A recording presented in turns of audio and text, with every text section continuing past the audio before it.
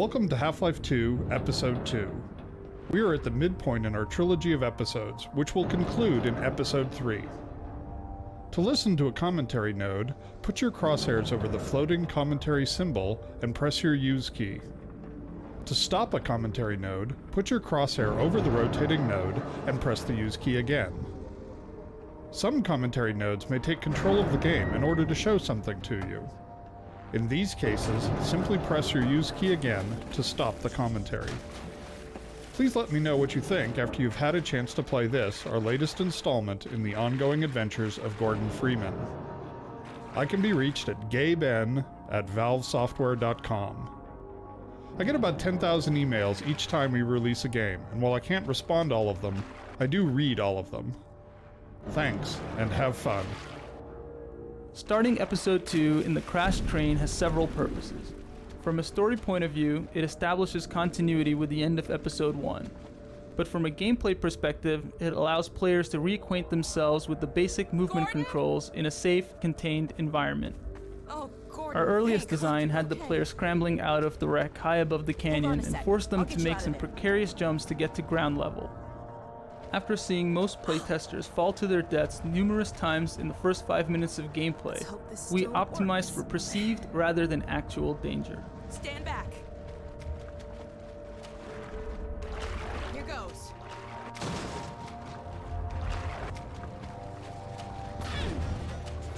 Wow, I forgot what a kick this thing has. Here, you take the gravity gun.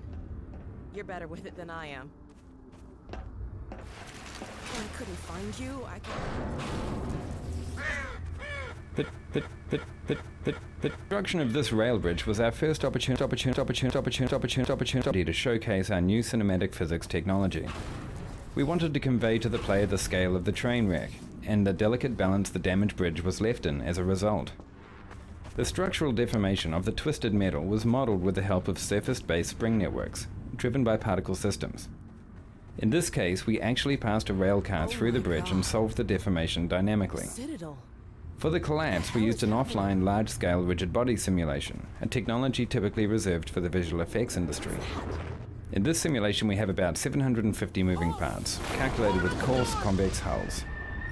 These in turn drove a skeleton network, to which the high-resolution geometry was skinned. Particles were emitted from the transforming geometry and calculated in-game. Having established the super portal as a threat in the opening vista, we decided it would make a useful landmark as the player traveled toward White Forest. Are you okay? In Half-Life 2 and Episode 1, we could count on the Citadel being visible in many of the maps, casting its shadow over the world. The super portal plays the same role in Episode 2, anchoring the player in a world while providing them with visual updates on the developing threat. The addition of beam effects and portal storm shockwaves help bring the portal to life and make it more than merely a static background element. For the ominous mass of clouds which swirl above the destroyed citadel, we devised a shader effect to give the impression of depth and complex turbulence. The actual geometry rendered for this effect is a single flat polygon, but through a series of pixel shader effects, which composite several texture layers, we are able to achieve the impression of realistic churning clouds. In the offline pre-visualization work that we did to initially define this effect, we developed a very realistic simulation with more than 30 layers of clouds. With real-time shader techniques, we were able to achieve an equivalent look while maintaining an interactive frame rate. The view of the ruined yet still dangerous City 17 is a good example of a classic Half-Life vista. Vistas are sweeping scenes where many elements of design come together. This one reminds the player of what he's accomplished in Episode 1 while setting up the threat that will hang over the rest of Episode 2. It establishes the mood with the stunning skybox and shader effects, shows off believable character responses, and also literally sets the episode into motion. When the player looks at the scene, a device called a look trigger sets off the portal storm, which causes the bridge to collapse, using Valve's new cinematic physics, which we'll be showcasing throughout the episode. So I really don't think I had any idea what I was getting into when I auditioned for the game, because I really had no clue what Half-Life was, what Steam was, or what Valve was about. But I did really have the feeling that it was something that was really heavy, since when I was in the waiting room, everybody that was sitting across from me just seemed like they were stars or recognizable faces. And then the first time that I sat down with the Valve team, They showed me some rough animations of Alex, and immediately I just couldn't keep my eyes off her. I mean, she actually looked like someone I could be related to, and that has never happened to me.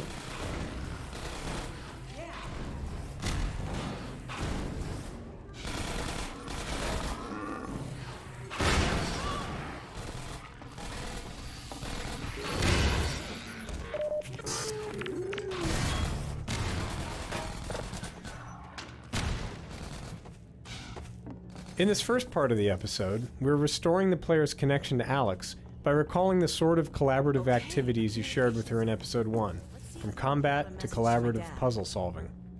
Notice that as she works to restore power to the transmitter, she's careful not to steal the player's fun by doing it all herself. She doesn't actually solve the puzzle, although she sometimes thinks she has. This adds to her charm and helps her feel more human. Of course, the reason we're doing this is so that you will care when bad things happen to her. Let me see if I can get it working again.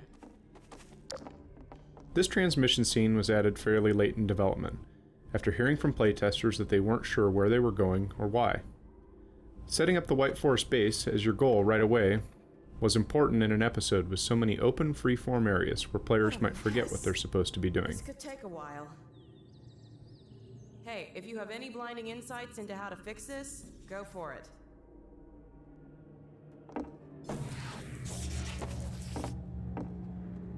Not sure what I did, but it worked. Now, to check in.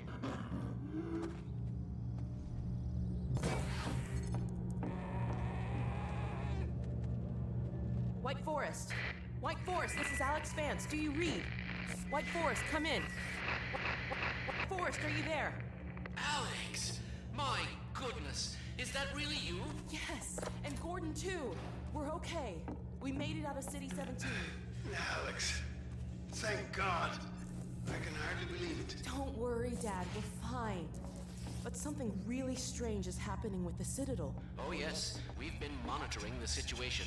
The raw discharge of the meltdown has been focused into a coherent beam of portal energy. It's the Combine. They're trying to open another gateway. Yes, what you're seeing is the infancy of a super portal.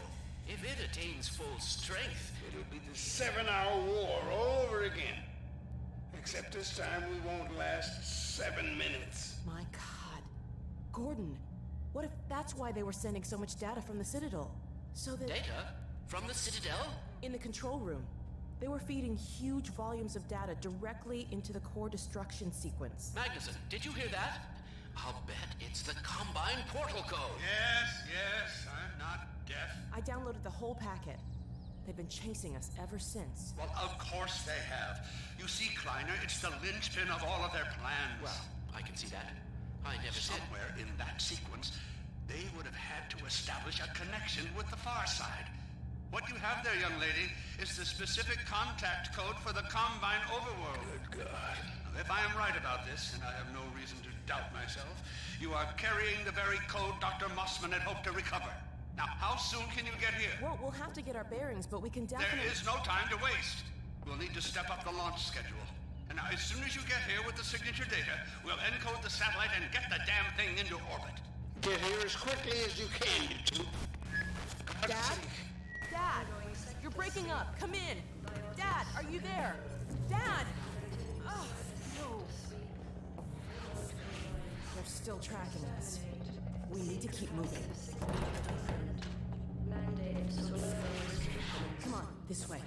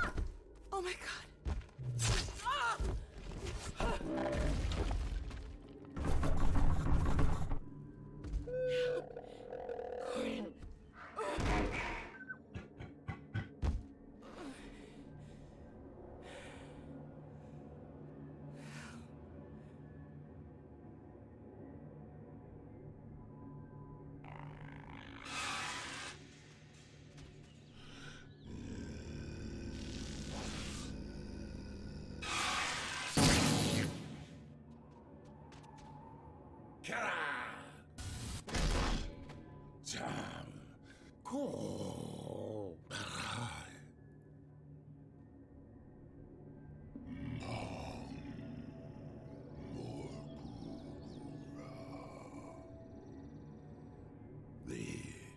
Alex Vance.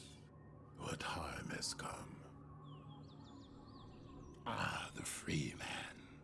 I am pleased to see at least you are unharmed. But the Alex Vance, her condition is grave.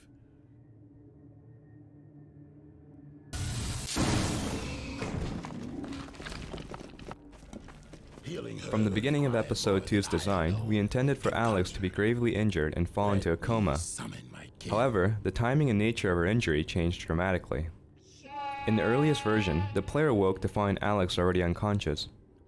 We wanted the player to be unsure of what to do, but instead this turned out to be merely confusing. In the next iteration, Alex balanced precariously in the train car near the player, only to slip and fall as the train shifted.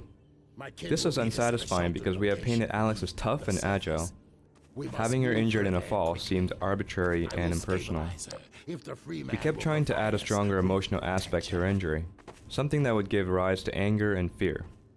Around this time, the Hunters were coming online, and we were having trouble giving them a really powerful introductory moment.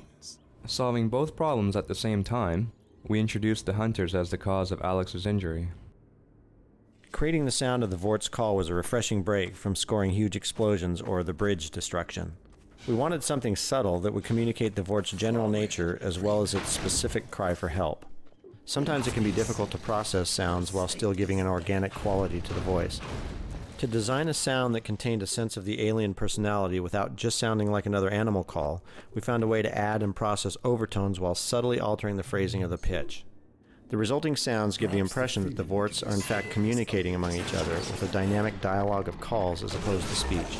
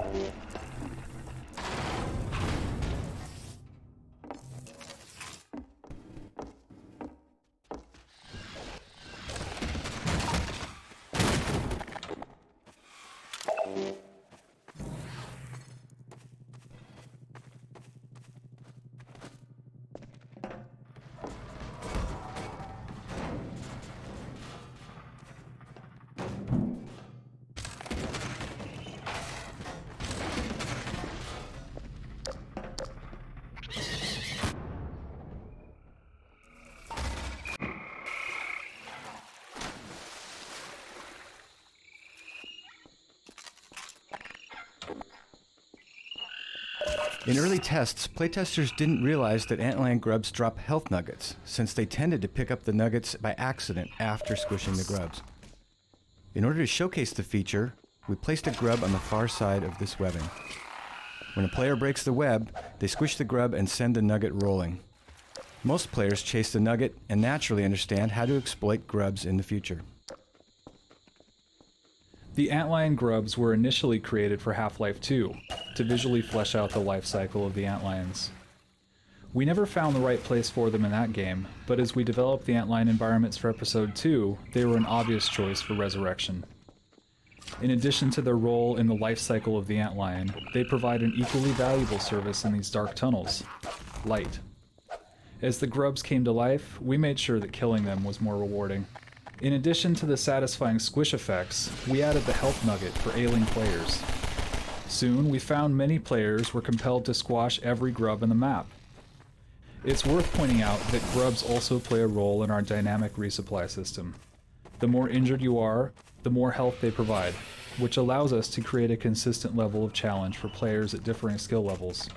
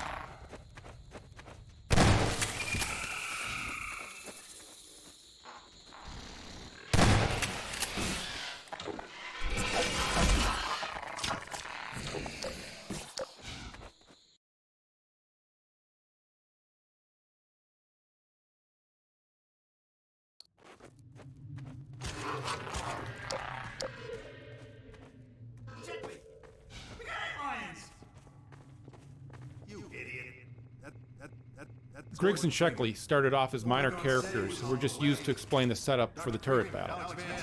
Once done, they died fairly quickly, leaving the players alone to fend off the antlion swarms. We found this left players unsure of their defensive strategies and would force them to visually survey the cavern before setting up defenses. So we made the two characters stronger and had them yell out their state to players, and even suggest what openings the players should cover. This gave players extra time to set up a defensive strategy before the antlions arrived. This also let us ratchet up the intensity level by slowly heightening their reaction to the threats. Once we realized this worked, we decided to separate the characters and create an Abbott and Costello style team to do little bits during the downtime the players were using to set up their defenses. We ended up with entertaining character moments that also cued the player on game state and events. My kin are still some distance away. For now, we must not be. Griggs and Sheckley's comment about not stepping on the grubs was originally intended for comedic effect, and to suggest that, as usual, Gordon Freeman had brought trouble in his wake. However, we found that some players took this comment too literally, and would spend the rest of the level avoiding grubs in fear of spawning more antlions. We experimented for a short time with making this an actual mechanic, bringing in antlions whenever grubs are squished, but this had several negative results. It made the tunnels far too difficult, and canceled out any benefit the player got from squishing grubs for health. We decided to keep the grub behavior simple and rewarding.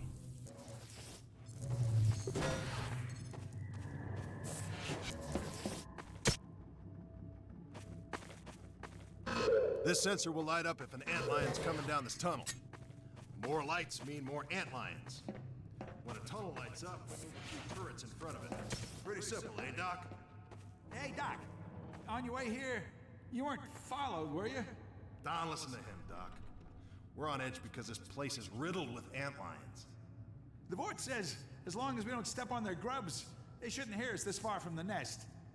Yeah, well, that's a theory I'd rather not test.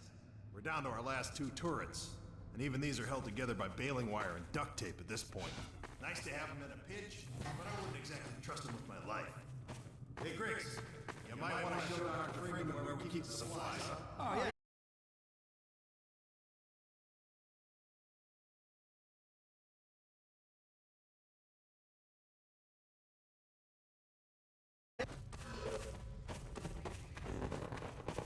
In the prototype for this level, the Vortigaunt cleared the way by blasting apart a rock pile. After a new model was created for the generator, we decided to exploit the Vortigaunt's natural relationship with electricity by having him charge the generator much the way he charges Gordon's suit. We were then able to use generators as Vorta gates throughout the level to indicate areas the player could only enter with the Vortigaunt's assistance. The breach is a rough, earthen tunnel, which many playtesters tended not to notice when the attack began. They felt they had been told to defend only the 3 marked tunnel openings. We addressed this confusion by changing the sequence of antlion waves so that the second attack came through the breach. Players then understood that all 4 openings were vulnerable. Over here, Sheckley! We got the breach. We'll be okay as long as they stick to one tunnel. Dr. Freeman, you take care of the turrets.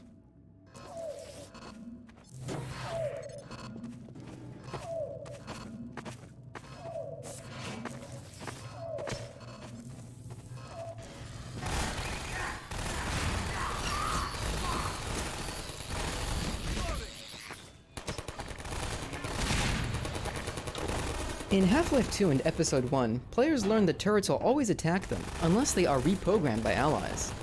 We needed a new visual way to instantly show that these new turrets are also allies, and decided to hark back to the aircraft nose art of World War II.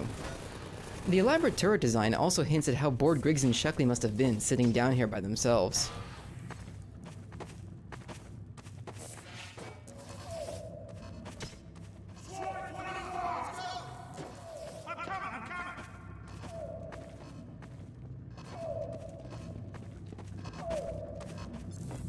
The turret battle design went through many changes. Early stages had the player controlling 3 turrets and not ever having to fight antlions directly. After playtesters complained of not having anything to do during the battles, we changed the number of turrets to leave the player underhanded when in later rounds all the tunnels are active. This creates a better mix of resource management and combat. Later, we added this tweaked version of the hopper mines to give players yet another tool for fighting the onslaught.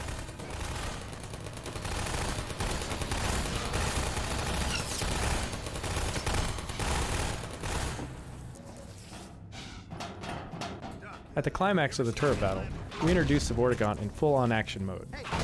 The player can and should take part in the battle, but we were very careful to make it fairly easy for him to hang back and enjoy watching the forts clear the room of antlions. We wanted to show off the Vortigaunt's new abilities and get the player excited about the role they were going to play as active allies in the struggle against the Combine.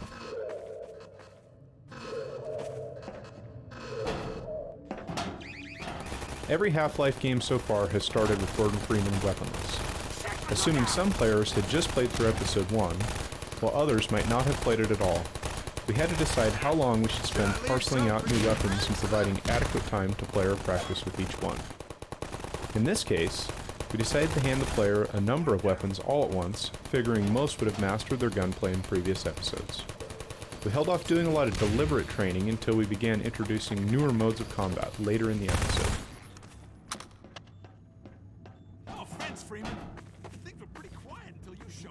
We experimented a lot with the ammunition for this level. Originally we had a single ammo crate containing submachine gun bullets, positioned down near the elevator. Playtesters, however, seemed happier using a shotgun in this battle, so we added a crate full of shotgun shells and moved both crates to the top area, so players could easily trade off between different styles of gunplay.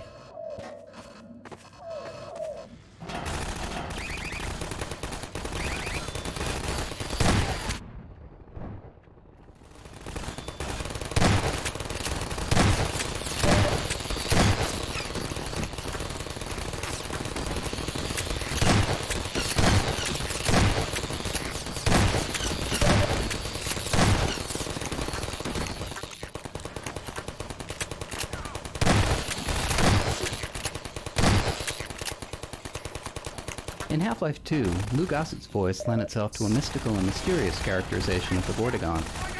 In Tony Todd's reading for Episode 2, we heard new possibilities for a Vortigaunt who's more of a mystic martial artist. With new attack animations and companion behavior, we worked with Tony to build the Vortigaunt into a powerful ally, a full-on alien ass-kicker.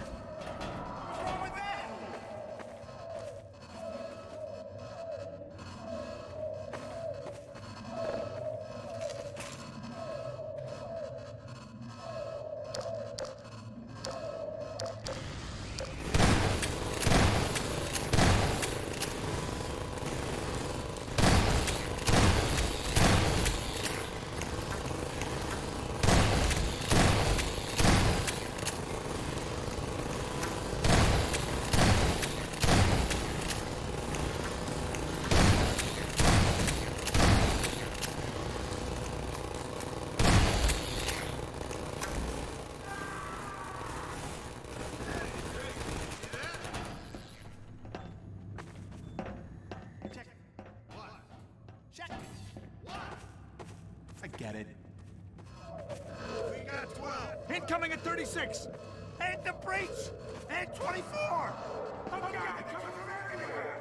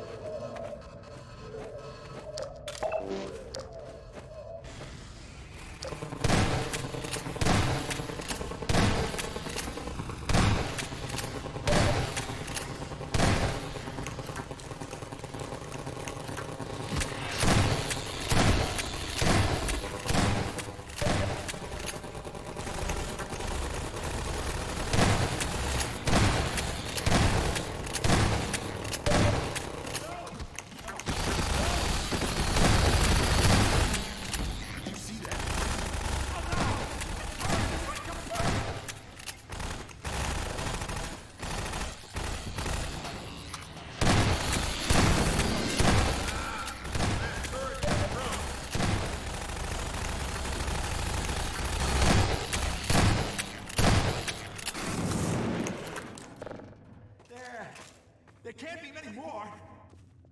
What the hell makes you think that? 3 lights! We got 3 lights! Why are there so many? I think we misunderestimated! Look alive!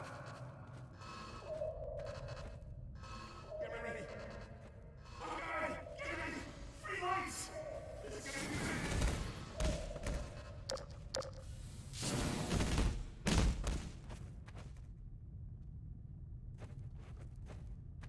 Hey, the boards, they made it! Yeah, I knew it. I was just trying to scare you, Shaq. Our delay. Regrettable. We killed many antlers.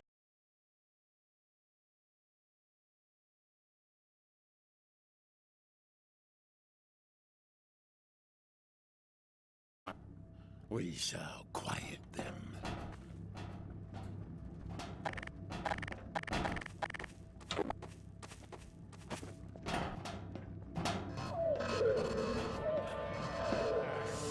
The whole place is lit up! Burn the tower!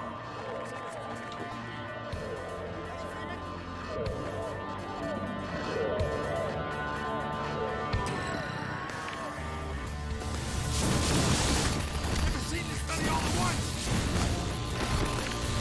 I'm glad they're on our side!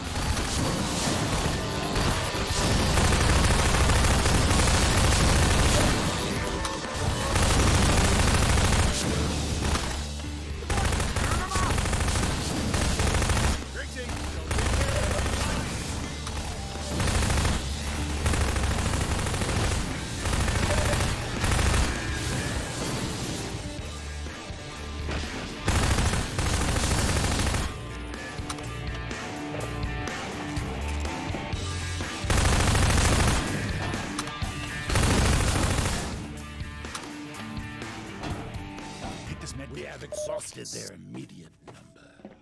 Now to the next matter of urgency. The Alex fans. Their injuries are grave.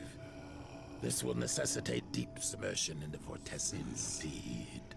We require the larval extract. Oh, yes. The extract. Yes. Agreed. I will make the journey to seek the extract, deep within the nest.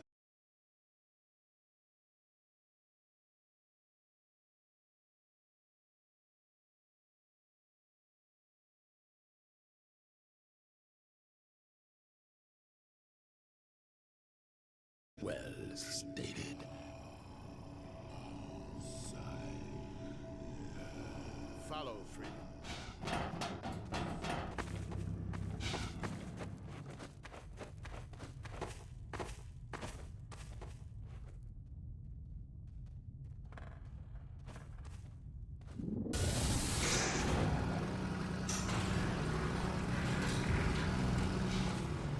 One of the 3 main themes for Antline areas, the mines were a plausible setting for light sources, mechanical obstacles, and resupply. Visually, the mines offer good contrast to the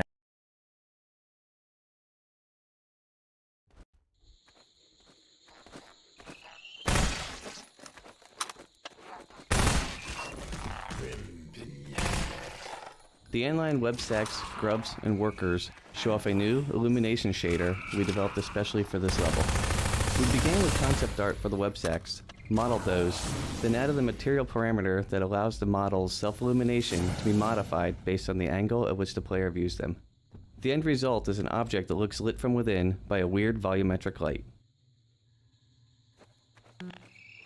We wanted players to work cooperatively with the Vortigaunt just like they did with Alex in Episode 1. We didn't want to make the Vortigaunt too powerful, or he might take away from the player's fun. but we also wanted him to be a good ally to have around.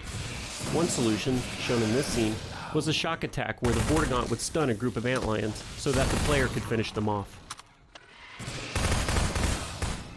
The antlion experience in Half-Life 2 was characterized by a mindless, constant onslaught of bugs rushing your way. We devised the antlion worker for Episode 2 as a way to add depth and variety to the underground sequences by leveraging new types of gameplay. Unlike normal antlions, the worker chooses to avoid direct confrontation, skulking in the background and lobbing acidic globs from a distance. This extends the amount of time players spend with each creature. By contrast, an encounter with an ordinary antlion is over in seconds. The spitting behavior was derived from the bull spit of Half-Life 1, but was updated to fit the more physical world of Half-Life 2. To that end, the spit globs are not merely sprites, but physically simulated objects, flying through the air along realistic trajectories. This cave was originally designed with a pit in the middle, so the player could punt antlions into it with a gravity gun. In playtest sessions, however, very few of our playtesters actually used it in this way. The pit stayed in the room, but we changed the path to allow the player to descend into it and come back out. Texturing of these caves provided a couple of significant challenges. We had never made such a large-scale area completely out of displacements before. The convoluted topology of the surfaces made them especially hard to UV map without unpleasant-looking seams and texture warping. After some early attempts, we decided that we were not going to be able to map this area using conventional UV mapping, so we decided to write custom shaders especially for the caves. Our custom shader combines multiple axis-aligned projections based upon the surface normal. This largely fixed our problems with stretching and seams. Since we wanted to provide dramatic lighting in these areas, particularly when lit by the flashlight, we augmented the source engine's radiosity bump mapping with a new piece of technology. This allowed us to create a form of bump maps in which the bump map surface details actually cast soft shadows across the surface. This emphasizes the surface bumpiness, especially when the light is at grazing angles. Turning the Vortigaunt into an expressive character was a challenge for animators, given that he doesn't have what you call a traditional face. To bring out his personality, the animators concentrated on shifting body weight and broad hand gestures. Most importantly, where human characters tend to move their heads a lot for emphasis, we concentrated his performances on expressive spinal motions.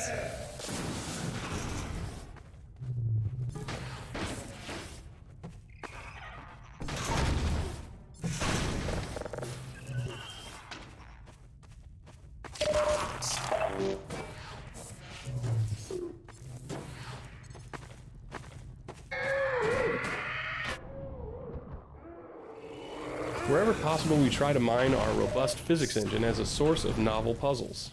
It's especially valuable for giving realistic feedback to the player solving the puzzle. In this scenario, we designed the elevator to sink slightly whenever the player steps on it, giving instant intuitive feedback that it reacts to weight. This made it far more likely that the player would understand that he was dealing with a counterweight puzzle.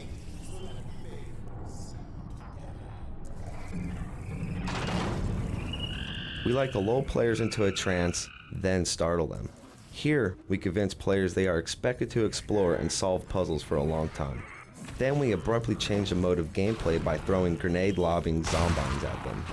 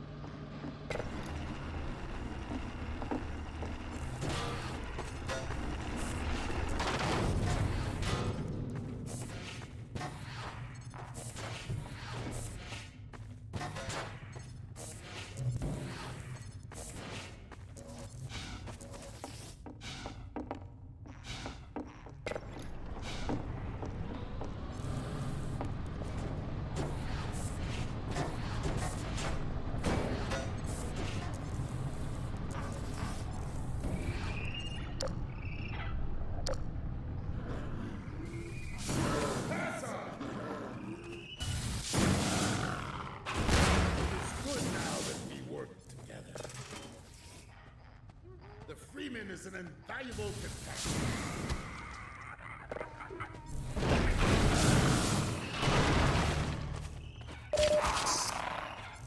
Pity the generator that requires a Vortigaunt to operate.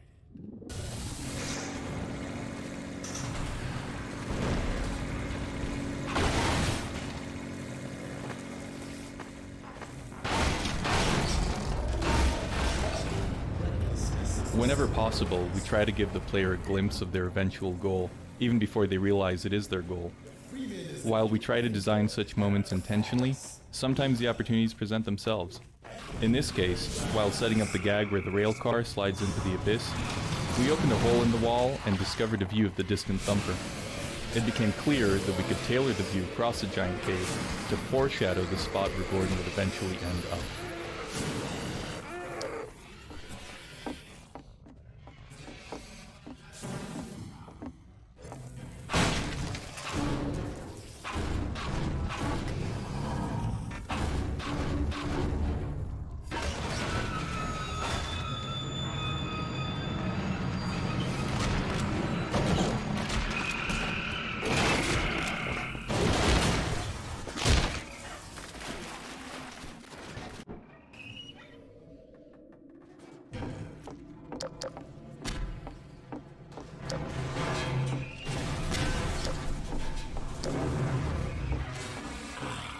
No pit would be complete without a Freeman clan.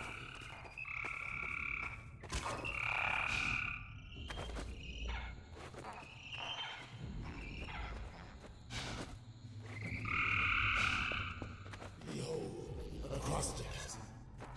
That instant repellent device promises to cease from endless anti-attacks. If the Freeman is in agreement, let us find our way to that laboratory.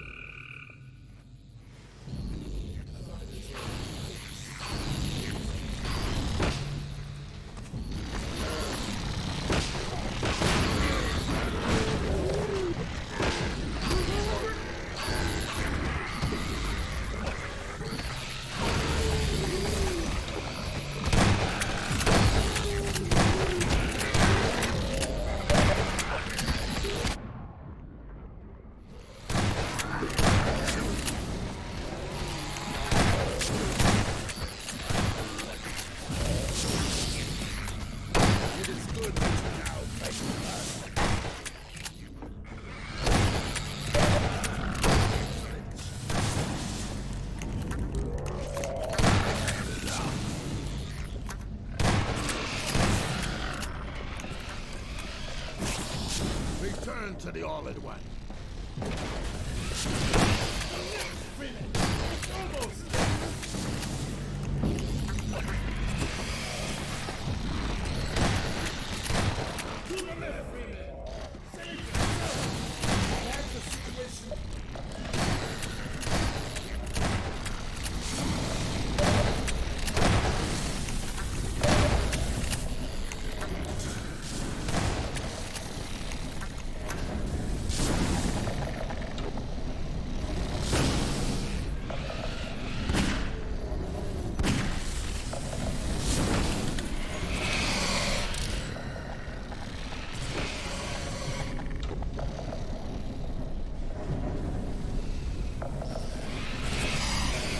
The Vortigaun's Dispel attack is a radial explosion that takes out a swarm of antlions. It looks most impressive when seen from above, but that's not a perspective the player gets very often in the tunnels. We designed the exit from this battle purely to give the player a view from above so the Vort could put on a show.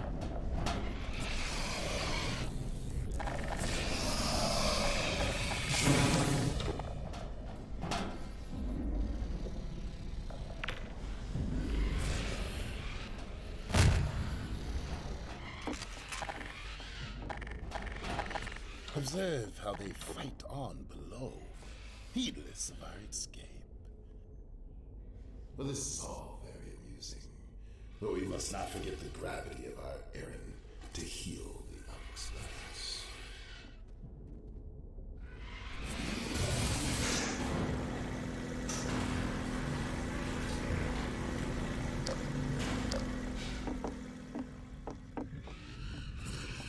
Originally, This room came directly after a long stretch of combat with antlions, and opened up into more of the same. Players who opened the door were faced with another swarm, which they were expected to clear with a whole bunch of handy grenades.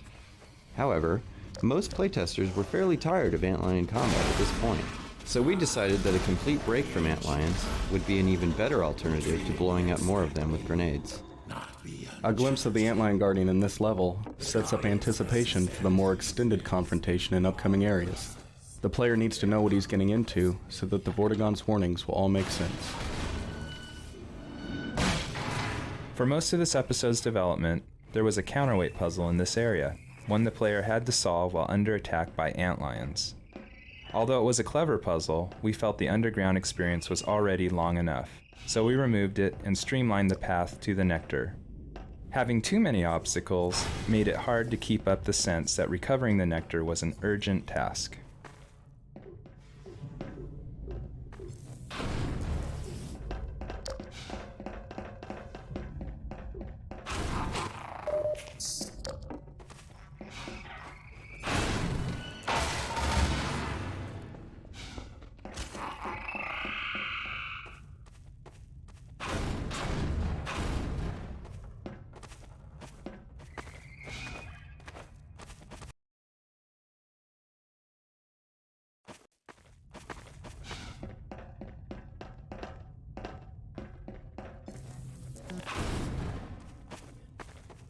Until we added the wooden landing here, players were very reluctant to jump down into the elevator shaft. Some playtesters went all the way back to the previous level looking for another way down. In the days of Half-Life 1, we depended on players jumping willy-nilly down every elevator shaft they encountered. But over the years, they've learned to be afraid of the things we tend to put down there.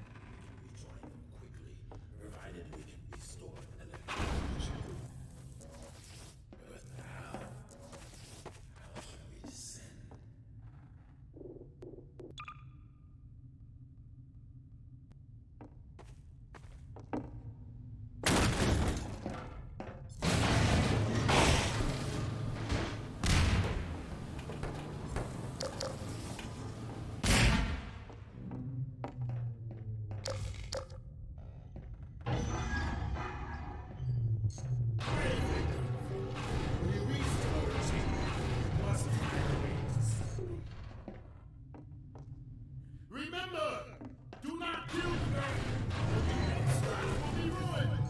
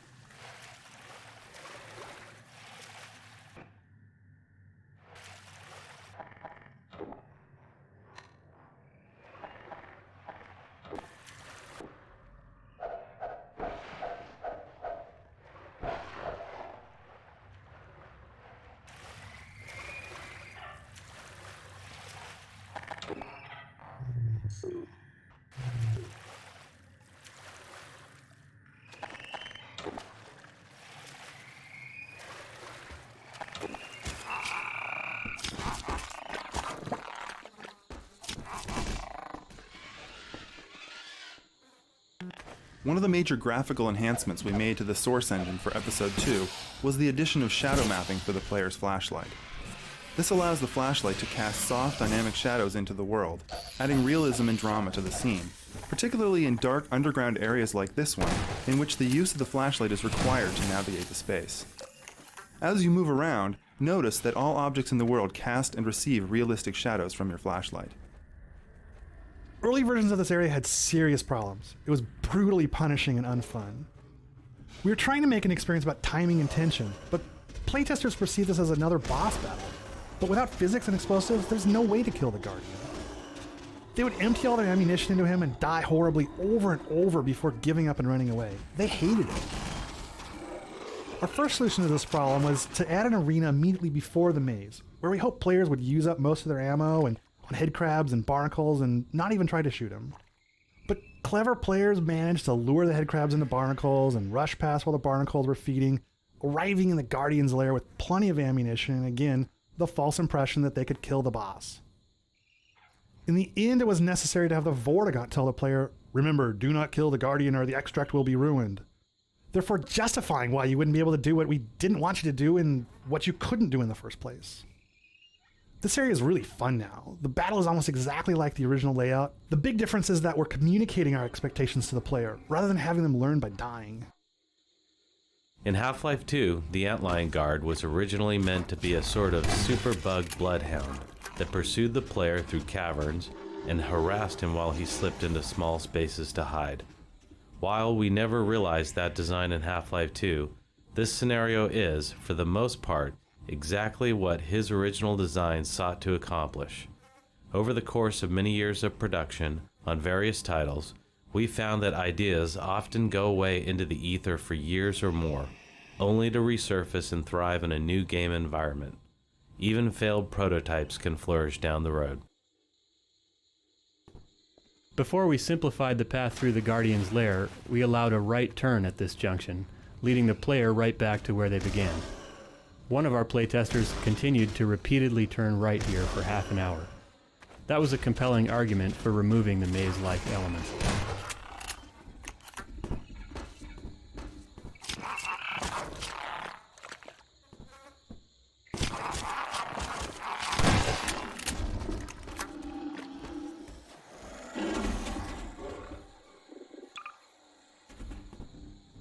The antlion tunnels, carved out by worker antlions using their acid secretions, make up the third of 3 subterranean spaces with a distinctive visual style, man-made mines and natural cave formations being the other 2. The presence of crawl spaces was dictated by game design, but they evolved into chambers that fit logically within the life cycle of the antlions. Here, the young grubs can develop and feed in safety, although, conveniently for the player, they cannot digest useful items such as health kits.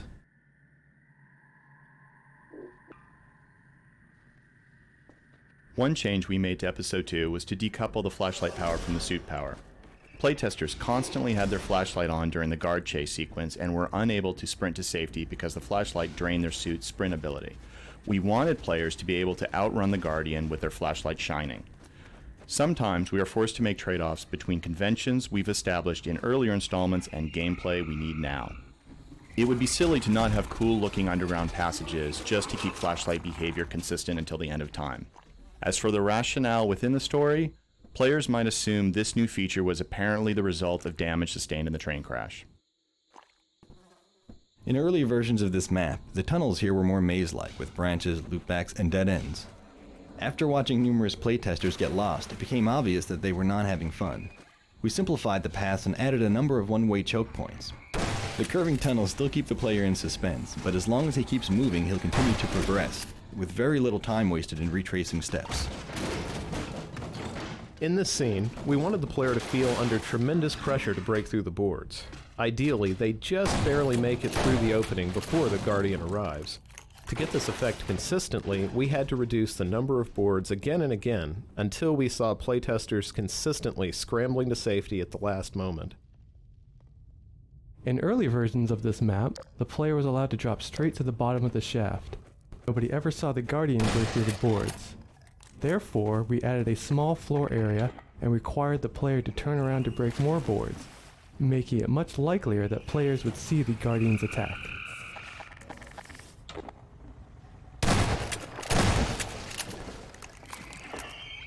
One of our toughest jobs is tuning for difficulty. There are all kinds of ways that sloppy game design can make players miserable when they're supposed to be enjoying themselves.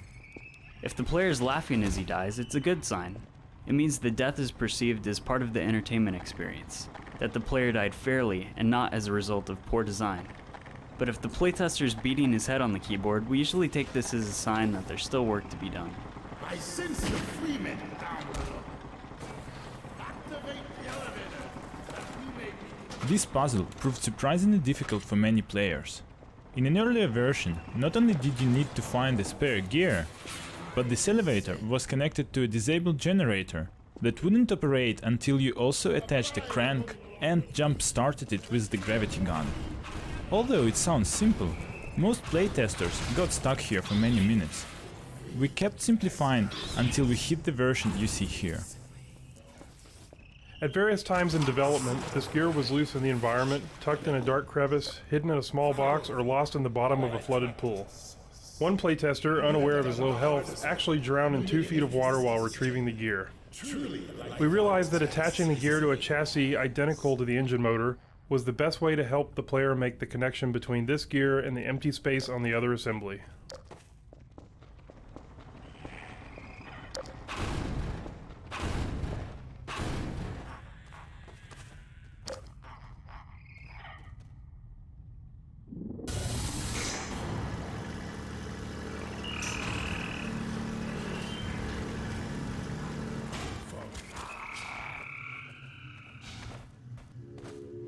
When the Vortigant discovers the extract, we wanted to do something to distinguish the nectar from all the other glowy alien substances that we've seen in the caves so far. Therefore, we had him perform a bit of a chant and had the extract give off a show of its own. We had wanted to implement a generalized particle system for quite some time, and after episode 1 we set out to create one. In previous Half-Life games, each effect had been hand-coded by a programmer working with an artist. It was effective, but not easily scalable. Our new system drew upon the aspects we found most useful from team members who had worked with both real-time systems in games and offline renderers for movies such as The Lord of the Rings. The results were an artist-friendly, modular, component-driven system. Each system can have renderers which display the particle in some form, initializers which set up certain properties of the particle, operators which carry out actions upon the particle each frame, constraints which provide movement limitations such as collision, forces which impart complex dynamics, and emitters which determine how each new particle is created. Together they are plugged into a system as needed to be as lightweight or as complex as required for the effect. Each individual component is simple, but when combined can create rather complex dynamics. Furthermore, adding additional components to support the specific needs of a game or a mod is easily done. The results can be seen in everything ranging from the simple glows of the larval extract here, to the citadel effects, blood, smoke, hunter effects, portal effects, fire, and so forth.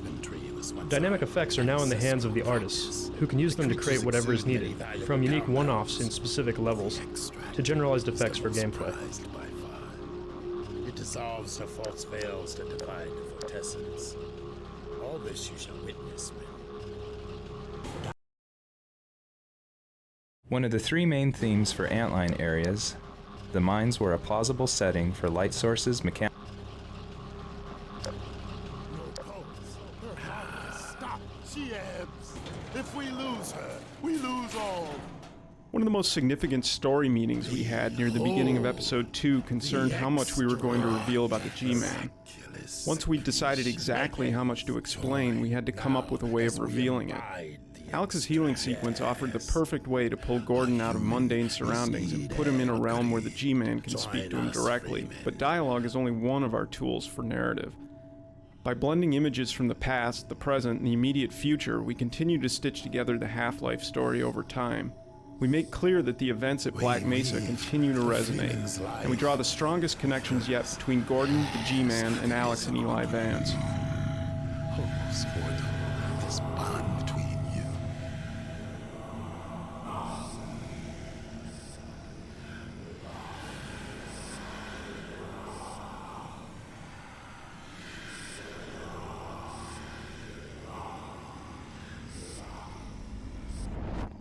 Dr. Freeman, I realize this moment may not be the most convenient for a heart-to-heart, but I had to wait until your friends were otherwise occupied.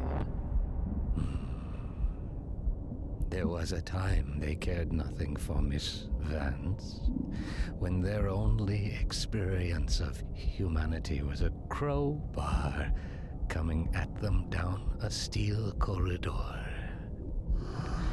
When I plucked her from Black Mesa, I acted in the face of objections that she was a mere child and of no practical use to anyone. I have learned to ignore such naysayers when quelling them was out of the question.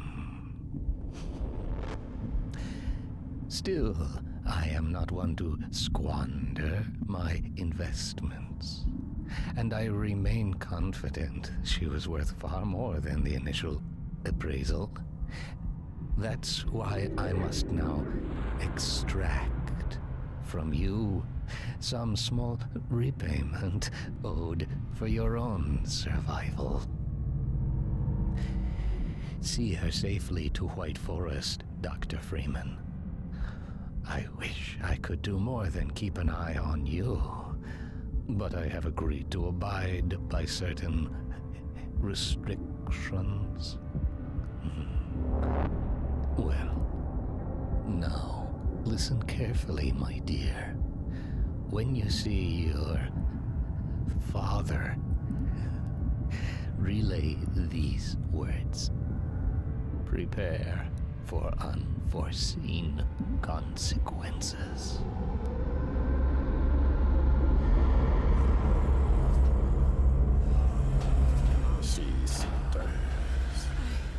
We sometimes use sounds to set a mood rather than to literally underscore the on-screen action. The G-Man sequence you just saw, for example, relies heavily on the use of abstract and ambient sounds. We wanted the soundscape to have a deadened, internalized quality that you get from putting your hands over your ears. So we started with recordings from inside the womb. If you listen closely, you can hear the internal gurgling noises as well as muffled heartbeats. We then added various other effects around the rhythm of the heartbeat, plus long-tailed reverbs.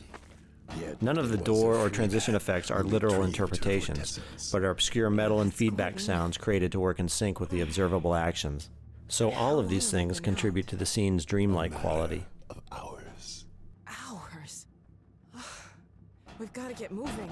A moment longer. But we have to get to White Forest. It's vital. No fear. We will put you on the right road. Now, try carefully to rise. Whoa. I don't know what you did, but I have a feeling I'm lucky to be here. Come then. I will get you on the path to White Forest. Come on, Gordon. We will continue Next to our me. hunt for advisors. Farewell. Go safely. Travel well. Good luck out there! Okay, Freeman. Be adequate. What the hell does that mean, anyway? I don't know. Sounds like something the Forts would say.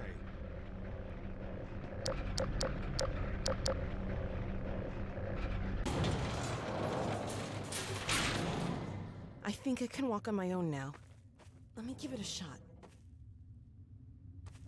I really consider working on Alex my acting school because it has stretched me, it has made me go deeper in my work, it's sharpened me up.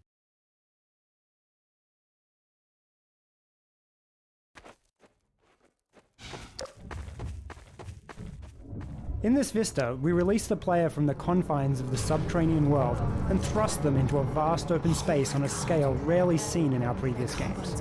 The narrative takes advantage of this scale as well.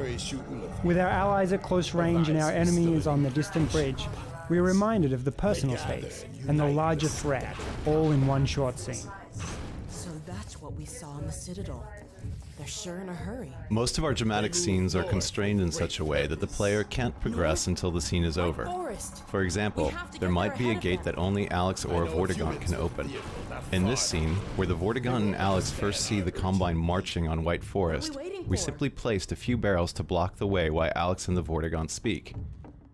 With just this slight impediment, every playtester stayed and watched the scene as intended, so no explicit gate was needed. We tried several different ways of showing the advisor traveling with the Combine forces. We started off with an advisor pod flying over the troops, much as they flew from the Citadel at the end of Episode 1. However, we didn't want to give the impression that those pods were anything but emergency escape units. They were not meant to be self-powered flying crafts that could be piloted around in future episodes. We ended up with the solution you see here. APCs are pulling a structure holding an inert advisor pod.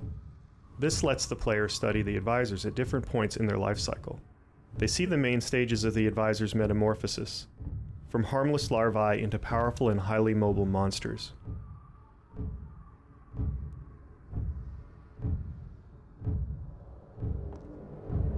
Sometimes very small changes can make a big difference. Originally, these troops all marched in lockstep, using the same walk animation. This looked extremely robotic. We took a second walk animation that had been done for this troop skeleton, a more upright, casual walk, and programmed each soldier to randomly blend between the two walk cycles as he crossed the bridge. This 30-minute change made a huge difference in the scene.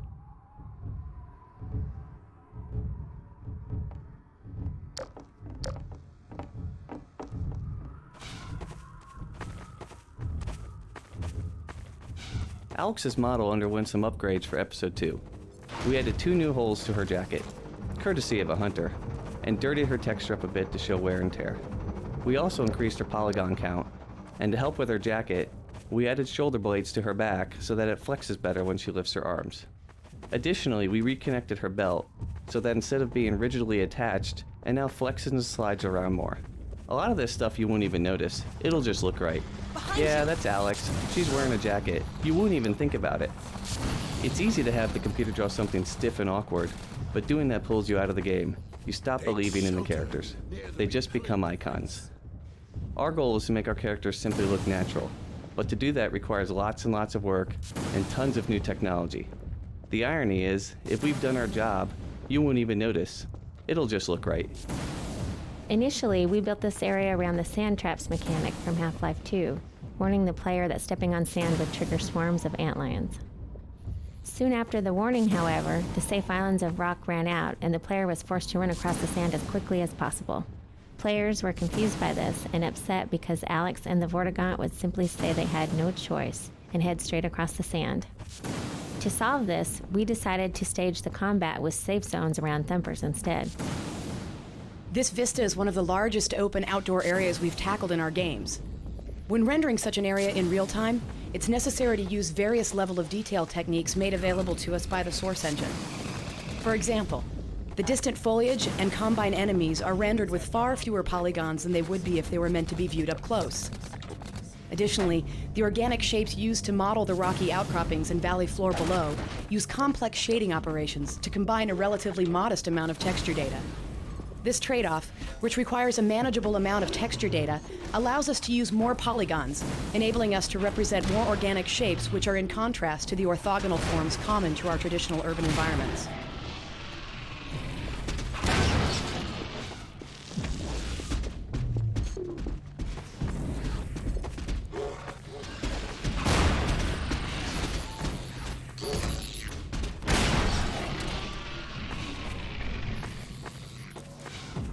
We wanted to create a tension between Gordon and the Antlion Guardians that would develop over several levels and only resolve out here in the open.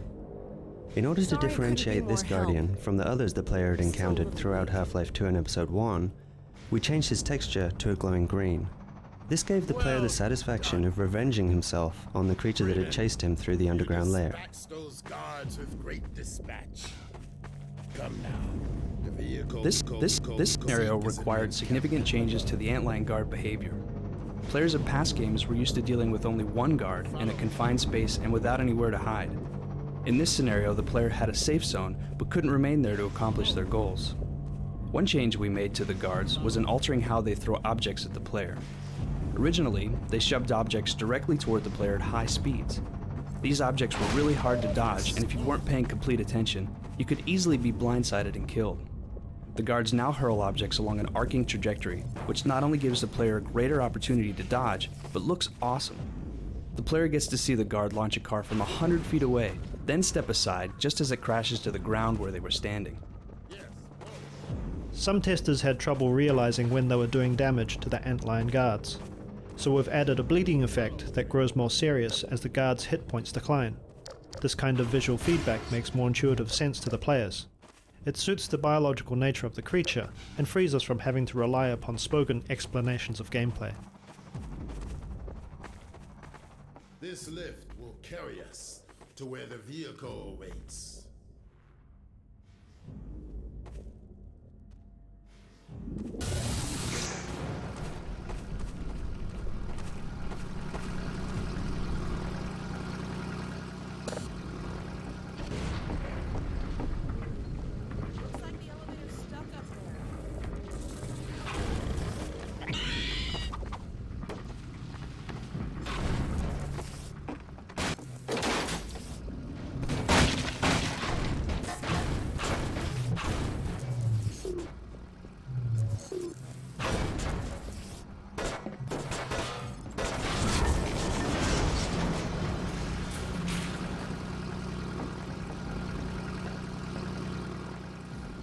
Thanks, Gordon.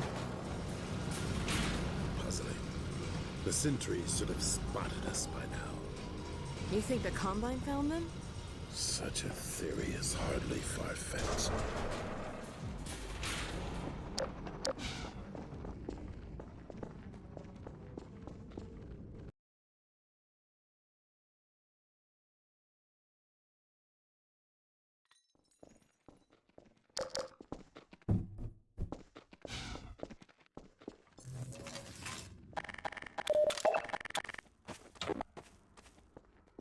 For attentive players, this is the first time we've allowed a glimpse of the G-Man since Half-Life 2. In Episode 1, we suppressed the G-Man's visitations completely, to show that he had lost track of Gordon. But after Alex's healing incident earlier in Episode 2, he is actively watching again. Keep an eye out for him. But came to no good end themselves. In Episode 1, Alex climbs up into a hidden room and uses a Combine sniper rifle to assist the player. The player never sees the rifle, only the targeting beam. For Episode 2, we decided to show the Combine sniper rifle and let the player know exactly where Alex would be standing when she used it. However, making it visible and accessible to the player required us to come up with a way to make the rifle usable only with the Vortigaunt's help. Though it's somewhat of a contrived and arbitrary device for keeping the player from using the gun, we felt it was a worthwhile trade-off, given that playtesters tended to enjoy the co-op sequence of Alex assisting them from above. We recommend the Freeman for this task. Hey, I'm feeling a lot better. That condition will not last long if you plunge into the toxins below. We will do well to lend our protection from above, while Freeman skirts the hazards in the pit. This mounted gun may prove useful.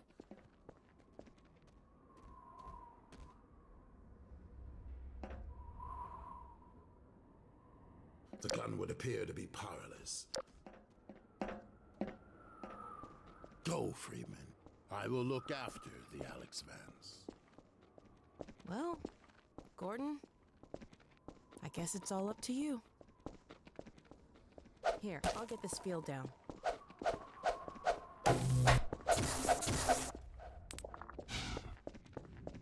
Good luck, Gordon. Careful now.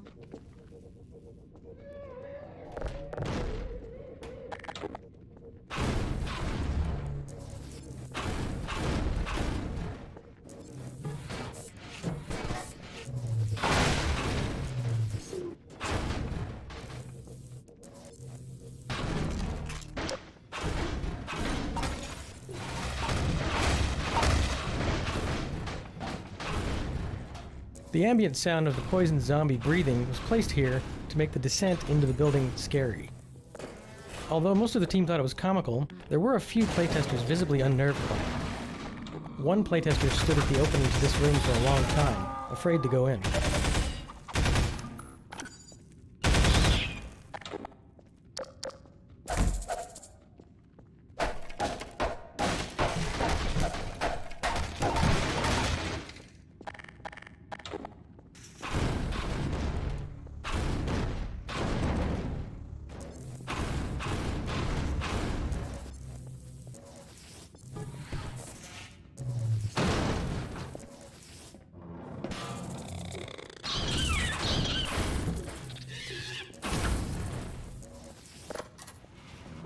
Training players who haven't played previous episodes is always a challenge. Those who had not played episode 1 did not immediately understand that the Combine sniper beam was friendly. They avoided it, thinking it could damage them. Therefore, we added this staircase scenario, where we reintroduce Alex's sniper behavior and make a show out of her shooting a zombie to protect the player.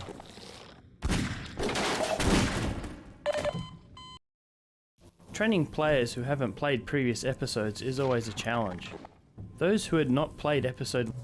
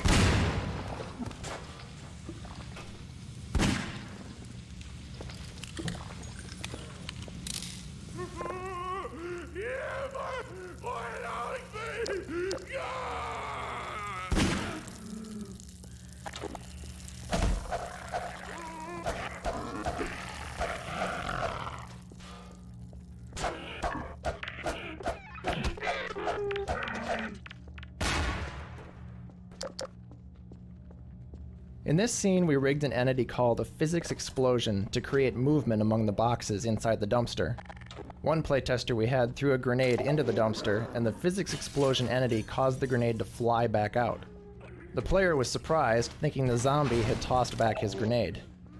Although this happened by accident the first time, we went ahead and set up the entities to make sure it would happen for every player who lobs a grenade into the dumpster.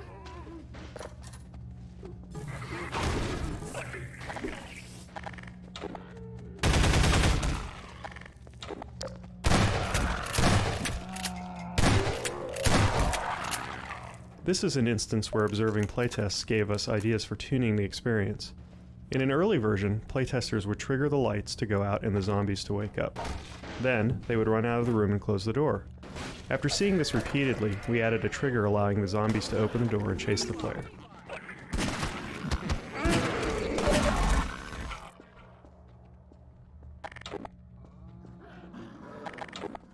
Earlier in this level, we blocked the path with fire and forced the player to turn off a gas jet to continue. Fire traps of this sort were plentiful in Half-Life 2, but we could not count on players knowing or remembering how to use them here. Having offered some brief training, we now build on the mechanic by having the player work with Alex to create a cooperative fire trap.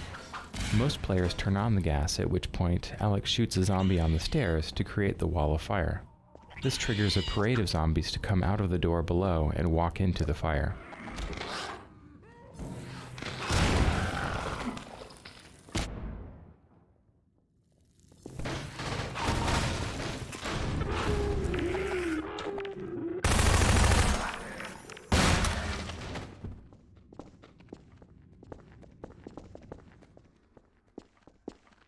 Saw blades were a prominent weapon in Half-Life 2, and we wanted the player to recognize them as part of their arsenal in the upcoming warehouse battle. After watching several playtesters ignore them completely, we decided to add the zombie pin to the wall. Most players pull out the saw blade and instantly realize its potential for destruction. After that, they tend to find and use saw blades without further prompting. The battle in the warehouse was created fairly late in the development of this map, when we realized that the level had a steady stream of combat, but no real climax.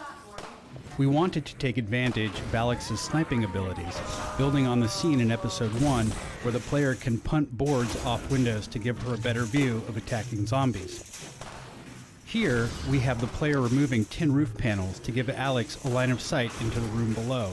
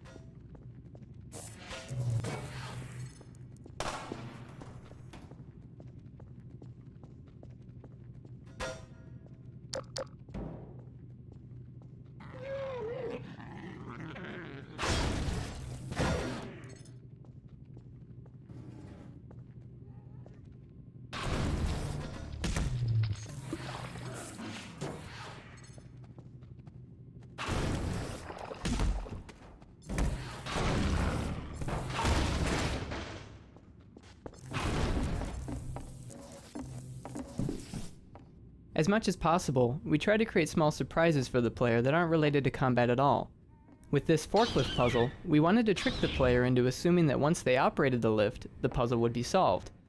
However, the player soon realizes that the obvious solution is actually a bit of misdirection.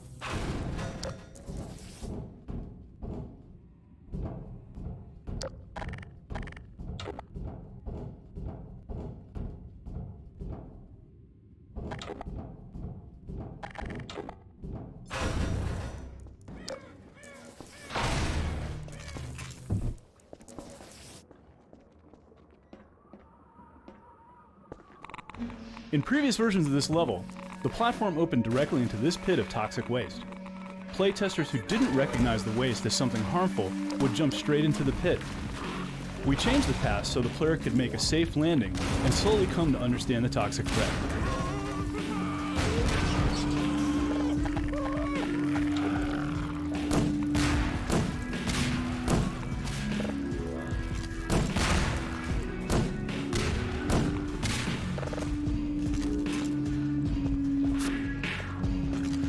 We always look for opportunities to add narrative touches in our levels. The idea behind this chair, the submachine gun, and the beer bottles is that someone used to sit here, drink beer, and drop grenades into the pit of zombies. We give the player the opportunity to reenact this experience by giving out unlimited grenades and spawning zombies as soon as the player reaches this spot.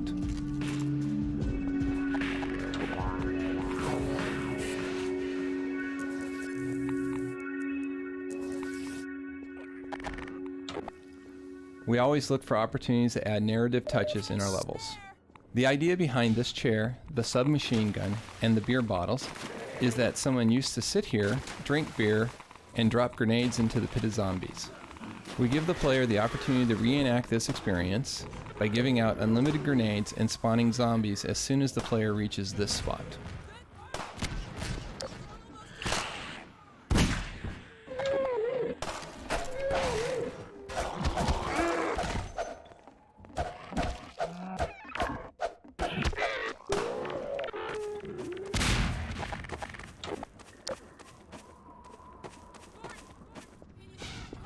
Although this bridge is not the first occasion for cinematic physics in the episode, it was the original test subject we used to develop our effects. In early prototypes, the bridge started off in its broken position. It was a static object the player had to navigate to retrieve the car. When we incorporated the cinematic physics, we thought this bridge would be a great opportunity for players to see an immense piece of the environment transform before their eyes. The bridge collapse not only showcases the cinematic physics, it reminds players of the growing threat from the superport, and sets up a navigational puzzle they must use the car to solve.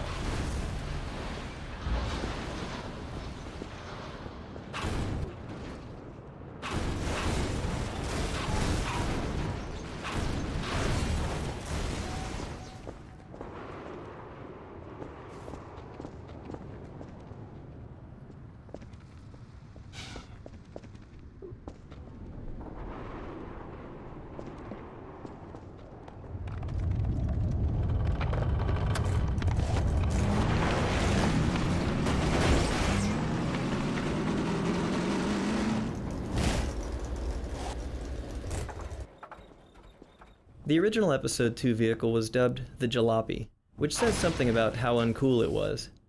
Early feedback was that it seemed too similar to the Half-Life 2 buggy. So we decided to redesign it so that players would feel excited rather than disappointed when they saw the car. Alex's original line when she first saw the Jalopy echoed the feelings of many early viewers. "What a wreck. Forget about White Forest. We'll be lucky if we make it to the end of the block." I don't think I really got the full scope of what Alex Vance is or how she's created until the first time that I went to Valve headquarters. And what was really important was that I got a better idea of how big the team was. I mean, a lot of people work really hard to make Alex Vance who she is. And I mean, you hear my voice and, you know, it's easy to say, oh, that's Alex, or Jamil is Alex, but that is so not the case. These people spend hours in front of their computer or writing their scripts or dreaming up this beautiful person, and it really just, I'm just the cake topping, really. Having decided that we were going to rely on a car to get to White Forest, we had to figure out how to get Alex into the vehicle. Games often accomplish this by moving their characters close to the vehicle and then teleporting them inside in a very visible and jarring manner. We knew this would ruin Alex's believability as a character, so she had to smoothly get into a vehicle the way you would expect a person to in real life. This was no small task, given all the strange angles and positions the player could work the vehicle into. Alex also needed multiple entries into a vehicle, given that the doorway she wanted to use could be blocked or otherwise inaccessible. This also provided interesting moments for Alex, where she could vault over the hood of the vehicle in a very heroic fashion. The interaction between her and the vehicle was intriguing just by itself. Once we were sure she could enter and exit the vehicle convincingly, we then had the task of making her believable as she sat next to you. Our first experiments revolved around Alex reacting to the physical nature of the vehicle. When it crashed into a wall, she needed to be jolted. When you went around a bend, she needed to lean with the momentum of the car. These details were crucial in making her feel like she was really going along for the bumpy ride with you. We also wanted her to be very aware of her surroundings and what the player was doing while in the vehicle. If you ran over a zombie, she needed to echo the internal reward the player felt for accomplishing the feat. If you were about to hit the wall, we wanted her to flinch and react to the impending collision, much as the player at home would be doing. There was a fine balance between making her too much of a backseat driver or having her be too quiet next to you. Ultimately, we wanted Alex's presence in the vehicle to seem so natural that players would never consider it anything other than normal.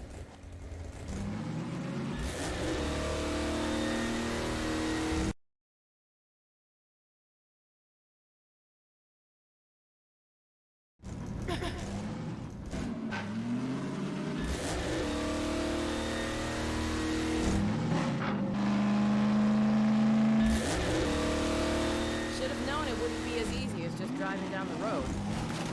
Looks like we'll have to take a detour.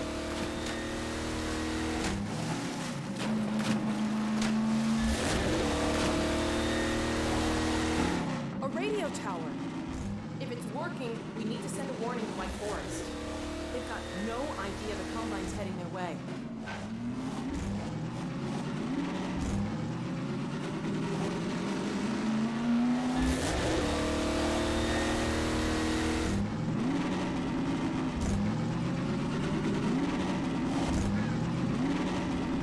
Nobody's home. Wonder how long it's been deserted. They must have a transmitter in one of these buildings.